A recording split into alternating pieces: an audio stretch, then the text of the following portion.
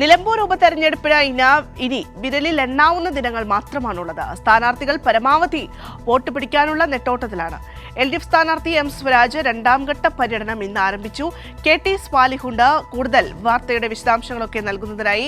സ്വാലിഹ്, അങ്ങനെ ഇനിയിപ്പോൾ വിരലിലെണ്ണാവുന്ന ദിവസങ്ങൾ മാത്രമേ ഉള്ളൂ. നമുക്കറിയാം ഓരോ സ്ഥാനാർത്ഥികളും അത്രമേൽ കണ്ട് മുന്നോട്ട് പോകുന്നു, പര്യടനവുമായി പ്രചാരണവുമായി. അക്കൂട്ടത്തിൽ സ്വരാജ് ഏറെ മുന്നിൽ നിൽക്കുന്നു എന്നുള്ളതാണ് ഏറ്റവും പ്രധാനപ്പെട്ട ഒരു കാര്യം. എങ്ങനെയൊക്കെയാണ് സ്ഥാനാർത്ഥികളുടെ പര്യടനം മുന്നോട്ട് പോകുന്നത്? പരസ്യ പ്രചരണത്തിന് ഇനി 6 ദിവസം മാത്രമാണുള്ളത്. അതുകൊണ്ട് തന്നെ പരമാവധി വോട്ടർമാരെ നേരിട്ട് കണ്ടുള്ള പ്രചാരണത്തിലാണ് സ്ഥാനാർത്ഥികൾ. പര്യടനം തുടരുകയാണ്. LDF സ്ഥാനാർത്ഥി M സ്വരാജിൻ്റെ ആദ്യഘട്ട പര്യടനം പൂർത്തിയായി കഴിഞ്ഞിരുന്നു. ഇന്ന് രണ്ടാം ഘട്ട പര്യടനം പോത്തുകല്ലിൽ നിന്നാണ് ആരംഭിച്ചത്. 11 സ്വീകരണ കേന്ദ്രങ്ങളാണ് ഒരുക്കിയിരുന്നത്. നാളെ നിലമ്പൂർ നഗരസഭയിലാണ് പര്യടനം. UDF സ്ഥാനാർത്ഥിയുടെ പര്യടനവും തുടരുകയാണ്. LDF സ്ഥാനാർത്ഥിക്ക് വേണ്ടി 13-ാം തീയതി മുഖ്യമന്ത്രി പിണറായി വിജയൻ മണ്ഡലത്തിലെത്തും. 3 ദിവസം വിവിധ പരിപാടികളിൽ അദ്ദേഹം പങ്കെടുക്കും. എല്ലാ പഞ്ചായത്തുകളിലും പൊതുയോഗത്തിൽ മുഖ്യമന്ത്രി സംസാരിക്കും.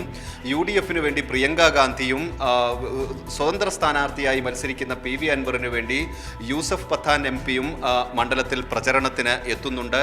UDFൽ വലിയൊരു പ്രതിസന്ധി സൃഷ്ടിച്ചിരിക്കുന്നത് ഈ രാഷ്ട്രീയമായുണ്ടായ സംഭവങ്ങളാണ്.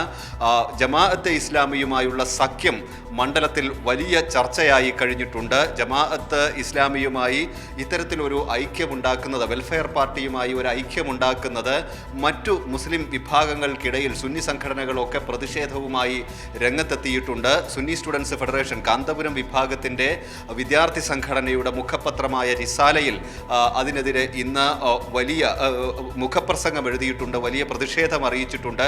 കോൺഗ്രസ് നടത്തുന്ന ഇത്തരം ശ്രമങ്ങൾ ഭാവിയിൽ വലിയ ആഘാതമുണ്ടാക്കും. അത് നേതാക്കൾ പുനഃപരിശോധിക്കണം.